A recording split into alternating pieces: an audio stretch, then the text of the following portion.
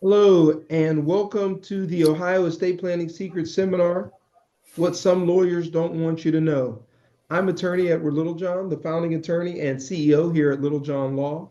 And tonight we're going to be going over some of the secrets that you can use to protect your family's assets, including the four critical documents that everyone needs, that being their will, trust, healthcare power of attorney, and financial power of attorney. We're also going to be covering how most Ohioans pay for long-term care and nursing home care, why going to probate is failed estate planning. I will also be explaining the difference between probate assets and non-probate assets, and then I'll be separating the fact and fiction as to what probate actually costs. Now, if you guys have any questions, feel free to put those questions down in the chat and I'll answer them throughout the presentation. And I'll also open the line up to questions. So if you guys have any questions, you can ask those at the end as well. So again, my name is Attorney Edward Littlejohn, and I started Littlejohn Law on the idea that people need access to information, and that if people had information, they could make well-informed decisions about their situation. Once I got into the practice, I quickly learned that estate planning is an area of law that a lot of attorneys think is very simple, but it's actually kind of complicated. And in fact, a lot of attorneys do estate planning or they think they're doing estate planning when really they're only setting their clients up for failure. And so, what I focused my practice on is providing people with the access to the information that they need and then also helping them make well informed decisions. So, jumping into the presentation tonight, we're going to start with our first misconception. So, the very first misconception is that when someone dies, everything must go through probate. And the reality is, everything doesn't have to go through probate. It just depends on how your assets are titled. Now, if your assets are titled in your name individually, then it makes them a probate asset and it has to go through the probate process. Where if your name is on the property as a joint account or it's on there with someone else, then it can avoid probate altogether. So, one of the most common assets that we see is some sort of life insurance or 401k or IRA. Those are traditionally non probate assets because they have a beneficiary. And by having a beneficiary, it avoids the probate process altogether. So, as a matter of law, what happens is if you have a life insurance policy, your loved one only has to produce a copy of your death certificate. And once that's produced, then the insurance company will issue payment to the appropriate person. So, again, it's considered a non probate asset. But here's what happens we have homes, cars, bank accounts. A lot of times people have those assets in their name individually. And because they have their assets in their name individually, it makes them a probate asset when they pass away. So my team and I work with you to make sure that your assets are not in your name individually, but they're either in the name of your trust or they're in some sort of transfer on death or survivorship designation to avoid the probate process altogether. Now, some of the most common ones that we see are a survivorship deed. And what a survivorship deed is, a designation on your real estate that it's in your name and someone else's name, and you both own the property, but in the event that one person passes away, the property goes to the survivor, which is why it's called a survivorship deed. Another one that's very common is called a transfer on death designation. Now, a transfer on death designation is very similar to a survivorship deed, but in the transfer on death, here's what happens. The property is owned by you, and then it only transfers to your loved ones upon your death. So you remain and retain the full title to the property, and it only goes to your loved one upon death. Okay.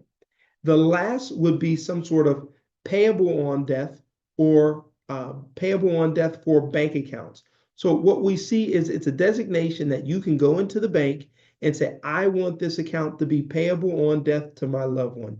And so what happens is your loved one goes into the bank when you pass away, they present a death certificate, and then that asset is now considered payable on death, and they'll pay the benefits out to your loved ones. Now, one thing that commonly gets asked is what's the difference between survivorship and a transfer on death designation? Now, the biggest difference between survivorship and a transfer on death designation is as follows. When we have a survivorship deed, what happens is the property is conveyed to you and someone else. So that means both of you actually own the property, and it only transfers upon the death of one of the two parties. Where a transfer on death designation, you retain 100% ownership, and the other beneficiaries, they have what we call a future interest. So they don't technically have any interest in the property until you die.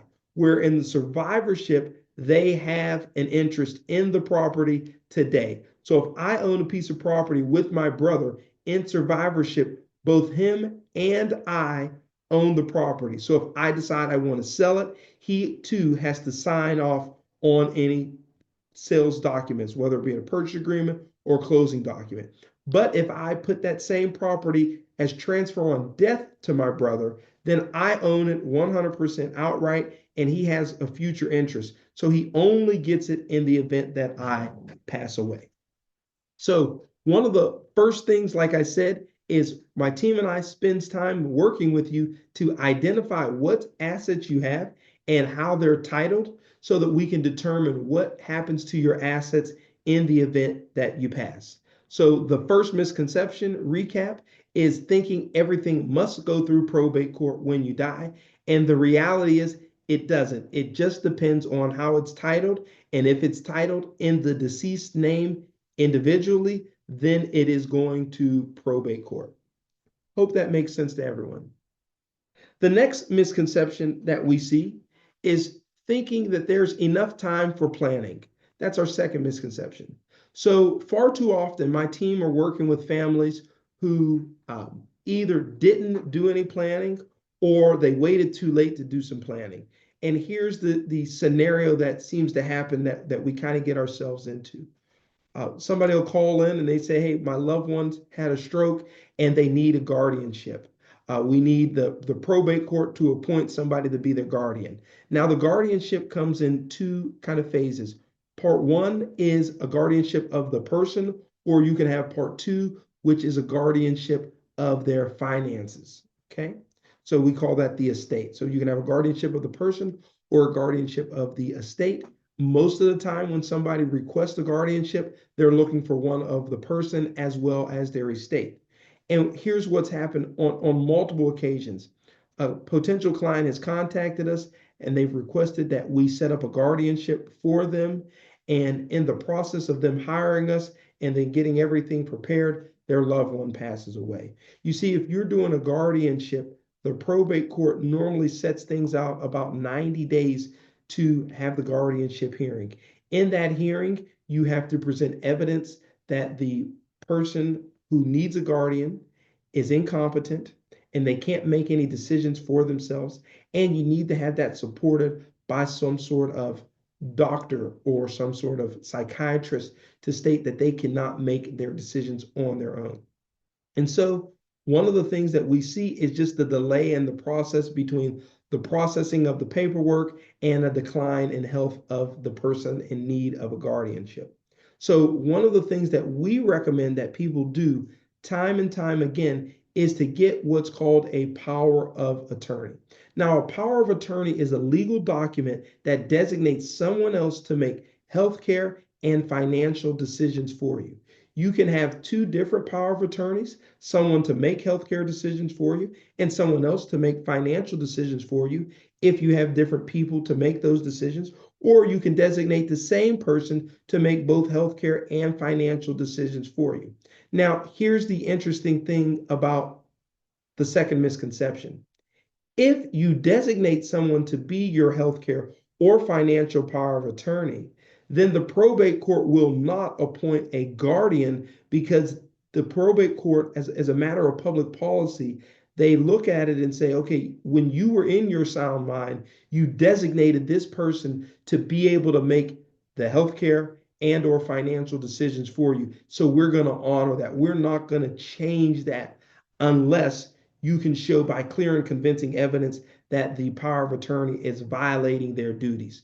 So what happens again from time to time, we'll see people who don't have any financial or healthcare power of attorney and they want the guardianship. But the financial and healthcare power of attorney is something that you could execute today and it would go into effect today. And that would protect your loved ones in the event that they needed to make healthcare or financial decisions. They don't need to go get the doctors to sign off on it. We don't have to have a court hearing. It's a designation that you can make today to protect your family and have the people in place to make your decisions. So just kind of a recap of the second misconception is thinking that there's enough time. And so what we recommend is that you identify your trusted family advisors, right? Who do you want to make healthcare decisions for you in the event that you can't make those decisions? Who do you want to make financial decisions for you in the event that you can't make those decisions? It's better to pick somebody today than to wait in the future and have to rush and try to figure it out. As my dad always says, haste makes waste. And so what we recommend is that while you have the ability today, you designate somebody to be one of your trusted family advisors to make those decisions for you. All right. The next misconception that we see is thinking that probate isn't going to cost that much. In general, the probate process is as follows. Someone passes away, and then we submit an application to the probate court for a loved one to be appointed as the administrator or an executor. If there's a will, we look at the will, and the will tells us who's going to be in charge of the affairs. If there's no will, then we have to submit an application. When you submit the application to the probate court, what you have to do is also post a bond if there's no will. If there's a will, it may state that the bond has been relieved. The responsibility to post a bond is relieved from the estate. Now, the probate court has 90 days to appoint someone to be the administrator of the estate. Now, typically, this is based on the next of kin. So from time to time, my team and I will run into issues where the surviving spouse is not the natural parent of the children. And so there's some friction between the children and their step parent. And the step parent wants to be the administrator of the estate, and the children do not agree with that appointment. And so the probate court will set the matter down for a hearing. Once the probate court sets the matter down for a hearing, the parties have the opportunity to come and advise the probate court as to why they think they should be the administrator over someone else.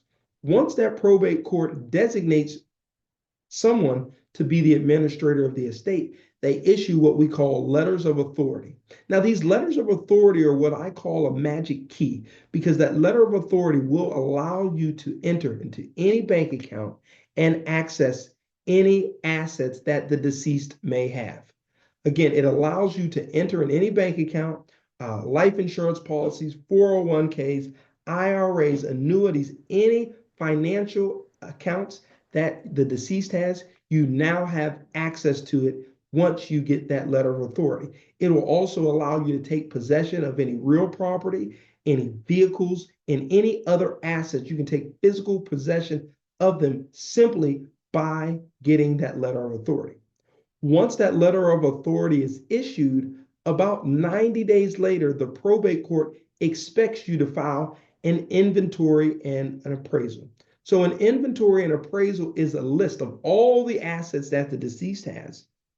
And not only a list of the assets, but we have to associate a value with those assets. So from time to time, my team and I will get an appraiser to come out to appraise, farm equipment such as tractors, tools, different things like that. We've had antique experts come out to appraise antiques. And then we've also had some mineral rights experts come out to appraise mineral rights that belong to the estate. So once that gets approved, then the probate court will allow us to go into what we call the distribution phase, where we're looking at the assets and deciding whether or not we're going to be able to distribute the assets if the will says we are, or if the will says that we're supposed to transfer the assets to specific people, then we can do that as well. And so once we're at the distribution aspect of the estate, there's a lot of accounting that comes into place. And this is why probate, people think, well, probate isn't going to cost that much. So in addition to the filing fee, which ranges anywhere from $250 to $350 for the estate, there is a fiduciary fee, and then there's also an attorney fee, and then some various court costs and other administrative fees. Now, under Ohio law, the fiduciary fee and the attorney fee kind of follow the same guideline. And here's what it is under the Ohio Revised Code. Now, remember, each probate court has the ability to either accept or reject the requested fee that gets submitted to the probate court. But as a general guideline, here's how it works. For the first $100,000 of an estate, the fiduciary fee and the attorney's fee is 4%. For the next 100,000, but if it's less than 400,000, it's 3%, and then everything over 400,000 is 2%. Now, again, that schedule gets modified by the probate court. So some probate courts will allow 4.5% for the first 100,000, and then there's a different step down. Other probate courts have 100,000 to 300,000 at 3%, and then the next 300,000 to 400,000 at 2%, and then everything over 400,000 at 1%. But the Ohio Revised Code has laid out the 4-3-2%. So if you have an estate and the probate assets are $250,000, and this is probably a common estate that we see. You have a home worth about $150,000, and then maybe some money in the bank account, a vehicle. Now you're at $250,000. That's $4,000 for the first 100,000, and then that's $4,500 for the next 150,000. So that's an so $8,500 for the fiduciary fee. And then if you match that with the attorney's fees, that's another $8,500. So we're at $17,000 in just administrative fees. And then you add on the $300 for the probate costs, and then some miscellaneous costs for deeds, titles. You're looking at almost $18,000 for an estate that was worth $250,000. Now, that fee could be avoided by setting up a trust. You see, if you have a trust, it will avoid the probate process altogether. There aren't any delays, there aren't any timelines that your loved ones have to follow, but rather your trustee who's in control of your assets can quickly transfer those assets to your loved ones without the administrative costs. Keeping that in mind, with that $250,000 estate, don't forget, if you sell it with a realtor, they're looking at a 6% fee, right? So if the property was worth $100,000, they're going to get 6%. So now our $17,000 just turned into $23,000 between the administrative fees as well as the realtor fees. Now, I'm not saying you could avoid that realtor fee, but you could avoid some of the fiduciary and attorney's fees by getting a trust set up for your family. Now, any questions out there? If you do, feel free to put the questions down in the chat or unmute yourself, and you can ask any questions that you have so far. Okay.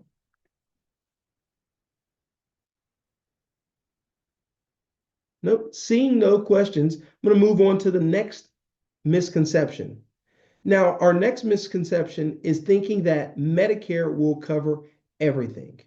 So let's talk about how most Ohioans take care of their nursing home cost and long-term care. So most individuals here in Ohio that are 65 and up qualify for Medicare. Now, Medicare is an insurance policy that takes care of anyone 65 years or older. Medicaid is a state and federally funded program that takes care of the elderly as well as the disabled and individuals with low income. So you might be wondering, what does Medicare and Medicaid have to do with nursing home care? Well, if you go into the nursing home, Medicare, and you have Medicare, Medicare will pay for the first 100 days in a skilled nursing home facility. Now, after the 101st day, so after the 100 days, so on 101, then you are fully responsible for that bill. Medicare no longer takes care of the bill. So what does this mean? It means that you have to either be private pay or apply for Medicaid. Now, here in Ohio, the nursing homes are charging anywhere from $7,000 to $9,000 a month for for care in a nursing home facility. So let me tell you what that means. If you have $100,000 and you move into a nursing home, you're looking at a period of about 12 months at $8,000 a month before your $100,000 of cash is gone. So that nest egg is gone. Now remember, that nest egg is the same nest egg that you planned on passing down to your children, your loved ones. So what we recommend is that you do some advanced planning. You know, my dad always said the best day to plant a tree was 25 years ago. The next best day to plant a tree is today. And so for me, what that means is a little bit of planning will go a long way. So by that, what I mean is that if you do a little bit of planning now, it can protect your assets in the long run so that you can qualify for the Medicaid system. Now, you might wonder, well, what does all of this have to do? I have enough money to take care of myself. My family's already agreed that they're going to keep me in the home. And what I'll tell you is, you know, from personal experience, you know, your family members want to take care of you as long as you can. You know, 2 years ago, both of my grandmothers ended up in a nursing home. One was living with my mom, one was living on her own. And my mom and my aunts, they did everything that they could to take care of my grandmothers. But at some point, it became too much. Both of my grandmothers required 24-hour care, right? So they needed somebody to be there with them all day, every day. And it was just too much. And so no one wanted to put them into the nursing home, but the reality was they couldn't receive the care that they needed at home. And so the nursing home was the best place to put them so that they could get the care that they received. Now, remember, once someone goes into the nursing home, they're either going to be private pay or they have to qualify for Medicaid. Now, there is a third option, which is long-term care insurance. Now, long-term care insurance is an insurance policy that is designed to cover your long-term care expenses. The last time that my team and I ran a quote for long-term care insurance for one of our clients, it was upwards of $50,000 annually to cover the long-term care bill. So when we look at those numbers of, wow, it's going to cost $50,000, or we can educate our client on a Medicaid Asset Protection Trust, then we always work for the Medicaid Asset Protection Trust. Now, if you go to qualify for Medicaid, there's what we call a 5-year look back. Now, a 5-year look back is a period of time when they want to look to see what assets you had and what assets you have now to see why you're trying to say that you want to qualify for Medicaid. So what my team and I do is we take your assets that are in your name and we move them into our Medicaid Asset Protection Trust. Now, a Medicaid Asset Protection Trust is an irrevocable trust that designates one of your family members to be your trustee. Your family members have control of the assets that are in the trust, and they're going to distribute the trust the same way we would distribute the assets that were covered by a will. You're going to lay out specifically who gets what assets. In addition, the Medicaid Asset Protection Trust avoids probate. So if you were to pass away, no one has to go through the probate process, but rather the trustee will be able to distribute your assets immediately. And so what that means is your assets are not a matter of public record. There's no delay in distributing the assets, and there's no control or government oversight in the assets. But most importantly, you can save out on that $17,000 of administrative fees, right? There's no fiduciary fee. There are no attorney's fees that are mandated by the trust. Now, what I will say is most of the time when our clients get one of our Medicaid asset protection trusts, we give them what's called the trust funding instructions. Now, the trust funding instructions is a step-by-step roadmap for your trustee to be able to add assets into the trust, as well as how they're going to distribute the assets when your loved one passes away. Okay, so it's a guide to help them out.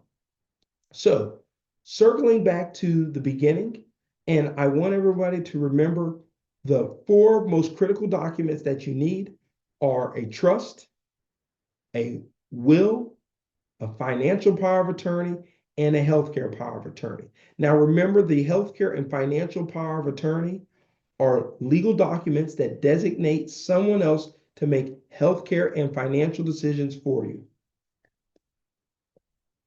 The trust is a vehicle that we use to avoid the probate process altogether. Now, there are 2 types of trust. We have our living trust as well as our Medicaid asset protection trust. Now, the living trust and the Medicaid asset protection trust both avoid probate, but they have 2 different purposes.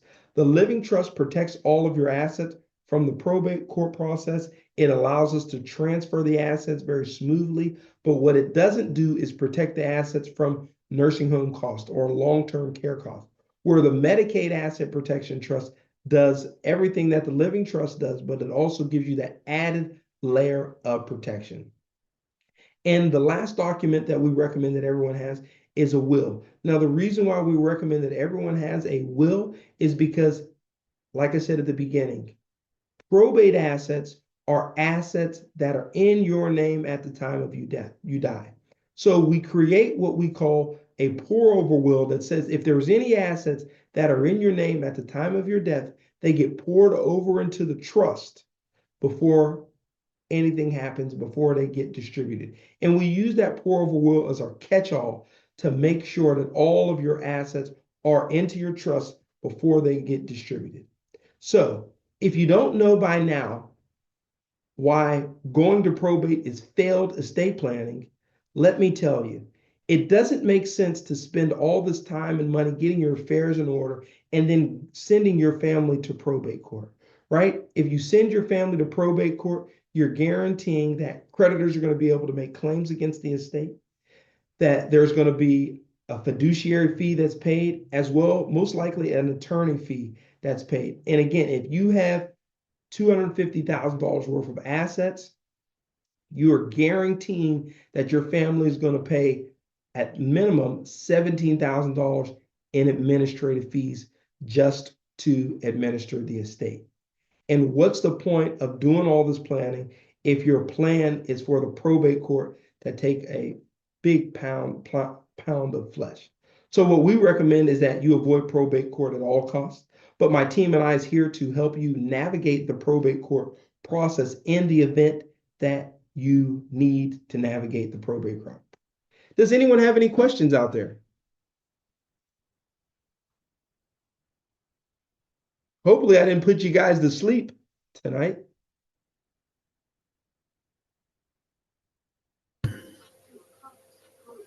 Hey, Pat Riley. All right. Hey, Pat, how you doing? Okay, how you been? Great, thanks. How's your dad? He's good. Thanks for asking. Okay, that's my buddy. At any rate, how long, if you have all these documents, if you have the right documents, how long are they good, or how often should they be reviewed? Like I've got the documents you talked about, but I got them done in like 2000 when Bill Fisher was an attorney. Okay, yeah. So what I recommend is every 3 to 5 years to just get them reviewed.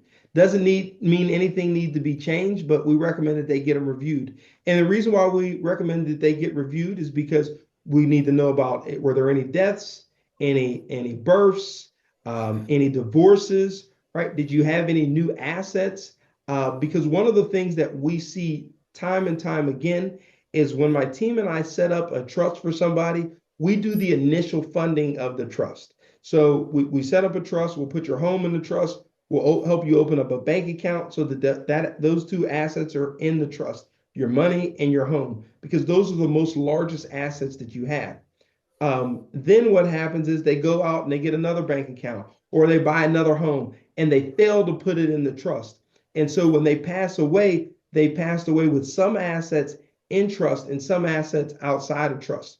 And so the reason why we recommend that you get it reviewed every 3 to 5 years is to cover, did you get any new assets? Are there any new assets? Were there any new births? Do you want to disinherit someone? I had a client several years ago, about every 2 to 3 years, she would give me a call because someone in her family had upset her. And so she wanted to update her estate plan. Now, I don't think that's necessary, but you know what I mean? That's how she did it. I've had Sure. people update their estate plan when their loved one passes away. Just a couple of weeks ago, I was working with a lady. Her husband had passed away, and she had left everything to her husband, and there was no contingency. So we needed to update her estate plan so that now she left everything to her children. She had 3 children, so we had to update it. And the other thing that she was concerned about is one of her children are on Medicaid. And because her child is on Medicaid, she didn't want him to get disqualified because he received this lump sum of money for his inheritance. So we were able to get everything set up so that she has a trust to protect her assets, but also that that trust protects the assets of her son so that he doesn't lose the benefits. Okay, gotcha. Thank you. Yeah, no problem. That's a great question. Any other questions out there? It's okay, guys. You don't have to be shy. That's why we're here, to make sure all of your estate planning questions are answered. If you don't feel comfortable speaking to me directly, you can just put your question in the chat. You can put your question in the chat down at the bottom of the screen. You can just put your question in the chat.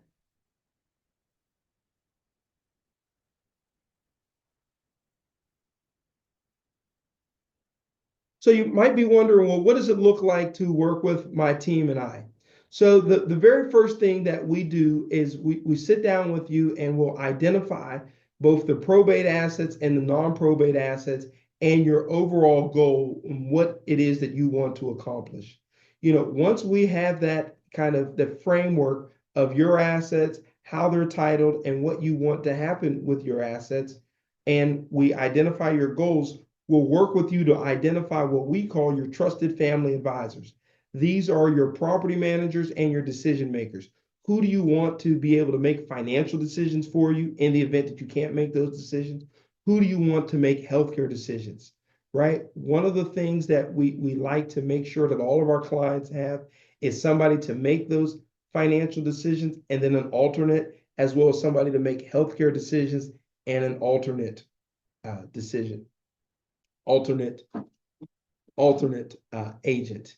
And so the other thing, while we're identifying the trusted family advisors and we're determining the goals, what we'll do is talk to you about what priorities that you have. Like, what are your priorities?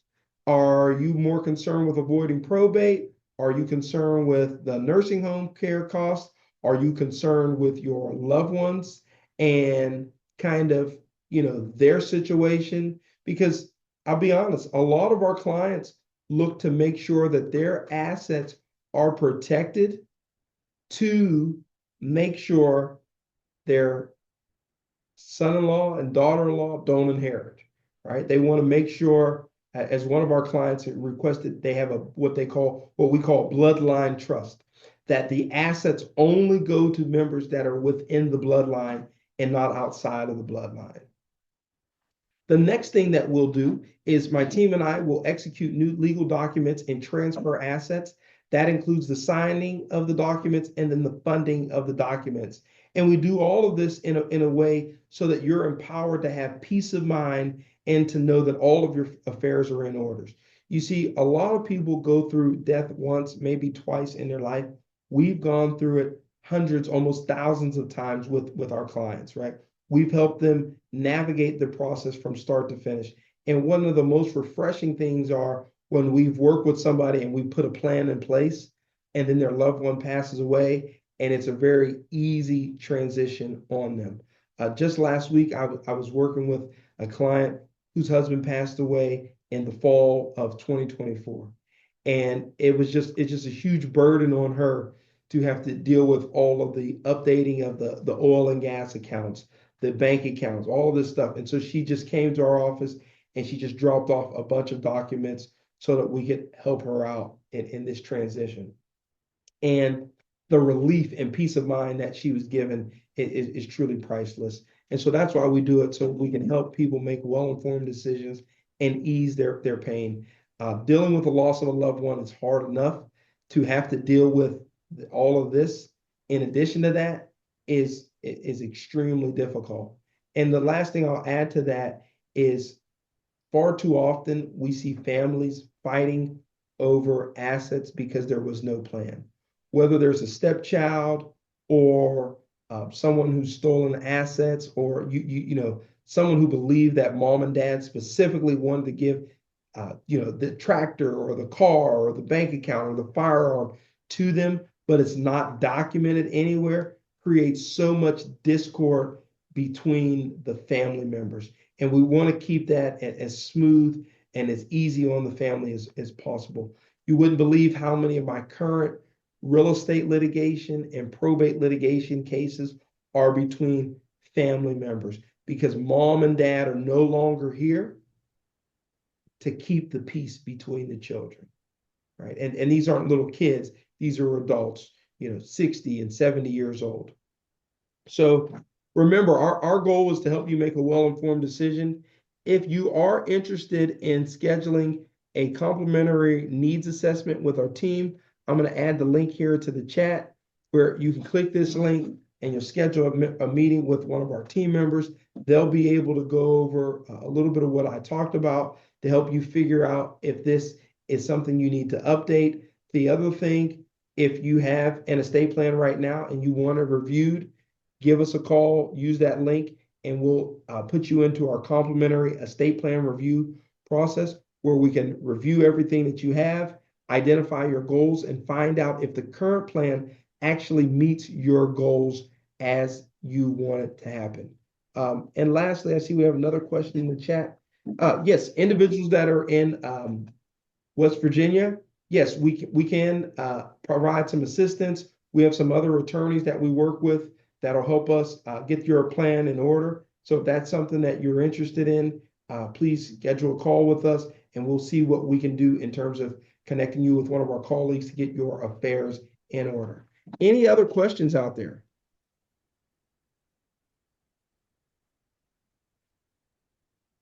No? Not seeing any other questions.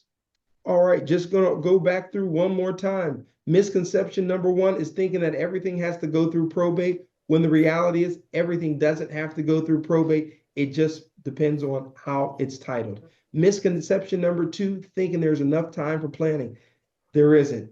Go get your affairs in order as soon as possible. Contact us. Get your healthcare power of attorney, financial power of attorney, so that somebody can make those healthcare and financial decisions for you in the event that you can't make those decisions on your own. Number three, thinking that probate court isn't going to cost that much. Like I said, if you have an estate worth $250,000, you're looking at $17,000 in administrative fees. Imagine your estate is worth $150,000. That puts the administrative fee at 3% of, let me see if I can do some quick math here.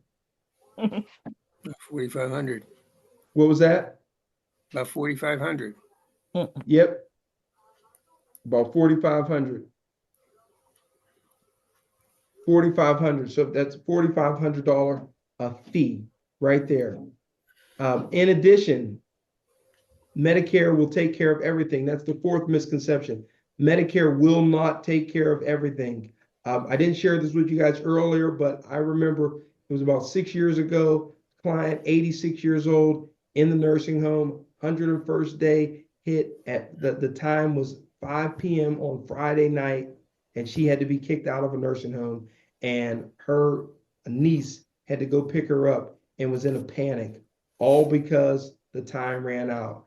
And one of the things we helped her do is put together a trust so that everything could be protected. All right, looks like we have another question here in the chat. If you leave one thing out of a trust, will it throw everything into probate court? Great question. No, it will not throw everything into probate court. Again, I want you to think of it as the trust and probate and non-probate. I really want you to think of it as look at the asset and how it's titled. So for example, if I put my home and car in a trust, what that means is the title to those assets now have the name of the trust. So the Little John Trust has my home. The Little John Trust has my car. Now, if I have a bank account in my individual name of Edward Littlejohn, then my bank account would have to go through probate, but my home and my car will be considered non-probate assets. Mm-hmm. And that's why it's important to keep the affairs updated, because if you do go get a bank account, you want to make sure that it's titled properly. If you buy stock, you want to make sure it's titled properly. Now, some of our clients with their life insurance, they keep their life insurance in their name, but instead of making the beneficiary their children, they'll make the beneficiary their trust so that it can be paid out directly to their trust. All right, any other questions? Great question there, Pat. Having only one heir, Eddie, would you put that one name only to be responsible for all those, or to get everything, or should you make sure that you have some kind of a backup, just in case? And say my one son, say something would happen to him before us. Yeah, I would designate more than one person. So that's a great question. Just last week, I was working with a guy. His wife had passed away, and their plan left everything to each other. So a husband left everything to wife, wife left everything to husband, and then they didn't have any family members. So they had designated some agencies like I want to say Goodwill, Salvation Army, to receive the balance of everything. But they didn't have anyone other than each other to be their administrator or executor because they had a will. So in that instance, they nominated me to be the alternate executor for them. What I recommend is that you nominate some sort of family member to do it. And if you don't have a family member, you nominate a close friend. Last year, we were working on a case where a guy, he nominated 3 different people to administer the trust. I mean, his will, I don't recommend that because it ended up being the 3 people had to agree on everything. When they wanted to sell the assets, the 3 people had to agree that on the appraiser, the 3 people had to agree on, just everything, you know what I mean? And it kind of slowed down the process. So I don't recommend that you designate multiple people to act at once, but you designate one person and then maybe an alternate person. Okay. Another great question. Anyone else? No. Okay, so I do see another question down here. What are the fees for setting up the types of trust and the examples that we talked about? So great question. The fees. So we have 2 different types of trust that we set up. The first is a living trust, which is a trust that you can be the trustee. So with a living trust, you can be the trustee, and then we'll recommend someone else to be the alternate trustee. And then you'll have your beneficiaries, which are going to be your children. And so maybe you're the trustee, your oldest child is the alternate trustee, and then your 3 children are the beneficiaries, the trustee. In that living trust, it's a flat fee of $3,900 for a couple or $2,900 for an individual, and that covers everything. In all of our trust-based plans, we include the healthcare power of attorney, the financial power of attorney, and the will. along with the deed to transfer the property to the trust. Now, if you move forwards today or in the next 2 weeks with that link, you'll receive $500 off your trust-based plan. So the $3,900 would now be $3,500 for a married couple, and the $2,900 will be $2,500 for a married couple. Now, our Medicaid Asset Protection Trust, it's more expensive, but again, it adds the next layer of protection. If you need to go into a nursing home, this protects your assets so that you can get the care that you need and your loved ones still have the assets protected. Now, that is $6,900 for a married couple and $5,900 for a single individual. And with that, if you move forward within the next 2 weeks, you too will receive $500 off of either of those trust-based plans. So again, for the living trust, you're looking at a $3,900 with $500 off if you move forward within the next 2 weeks. And for the Medicaid Asset Protection Trust, you're looking at $6,900 with $500 off if you move forward within the next 2 weeks. Now, some of our clients say, hey, I want to get two trusts. I want to get the living trust and the Medicaid Asset Protection Trust. If that's something that you're interested in, we do have a short application for you to fill out to make sure that you're qualified for that. Because what we don't want to do is over protect your assets, but we want to make this easy on your family. Having two trusts, it complicates things in terms of when are we going to actually make the distribution? Do we distribute everything from trust one into trust two and then distribute it to your children? Or we take everything in trust one and just give it to your children, and then everything in trust two and give it to your children. So we're going to want to make sure that you have the adequate tools in place to protect your assets. Great questions, guys. Great questions. Any other questions out there? Does anybody else but you hear me, Ed? Yes. Yeah. The other people can hear you. Yep. Okay. You got a question? I'll get to you later. Okay. All right. If you have more questions, like I said, that link I just put in the chat will be able to answer those questions for you. And my team members will be able to answer the question. One other thing I want to say about the living trust versus the Medicaid Asset Protection Trust and why you may want both, or what would be a reason somebody would want both. When we move the assets into our Medicaid Asset Protection Trust, remember, we're moving those assets to make sure that you're qualified for nursing home care and long-term care. And so what we do is we move those assets into the Medicaid trust, which creates a separate entity for you. And so now those assets are not your assets, but the assets are in a Medicaid Asset Protection Trust. Where the living trust, those assets are your assets. And so if you go to qualify for nursing home care or long-term care, they're going to want to know what assets you have in your name. And so when you're filling out the application process and you're identifying the assets, any assets that are in your living trust would have to be notified or revealed to the nursing home, being the case manager through the Department of Job and Family Services. Where an asset that's in the Medicaid Asset Protection Trust is no longer your asset. That asset is owned by the trust. So it's owned by the trust. Your trustee would have control over that asset pursuant to the trust agreement. So another question that often comes up when we talk about our Medicaid Asset Protection Trust and the fact that we move our home into the trust, people say, well, hey, what if I want to downsize and buy a new home, right? I got this big home. I want to get a smaller home. What does that look like? Well, here's what happens. Your trustee would sign off on the paperwork to sell your home, and then the proceeds would be paid into the trust, and then the trustee would buy the new home for you. So you wouldn't sign off on any of the paperwork. You wouldn't have any access to the proceeds, but it would be held in the trust because that trust owns the assets, being your Medicaid Asset Protection Trust. If your trust, being a living trust, sold your assets, then it's quite different. Since you are the trustee, you would still sign off on it. You would have possession of those assets, and then you would put those assets into your living trust. Okay, hope that makes sense. Looks like we have another question out here. Can a living trust later be converted into a Medicaid asset protection trust.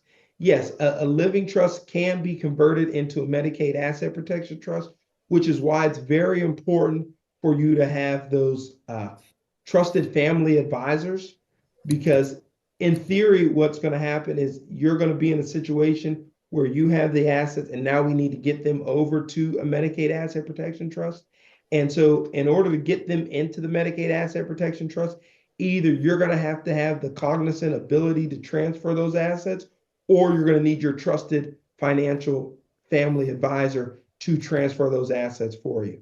So yes, it can be converted, but you're going to need to have somebody in play. If you're able to do it, then great, you can do it. But if you're not able to do it, you're going to need to have your financial power of attorney have the instructions to say, hey, when I get to this point, transfer these assets so that we can make sure that they're protected. Another great questions out there. Great question, guys. All right. Any other questions? No.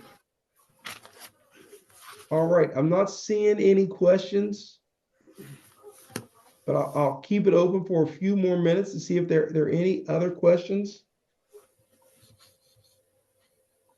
about the trust, the living will, healthcare power of attorney, financial power of attorney.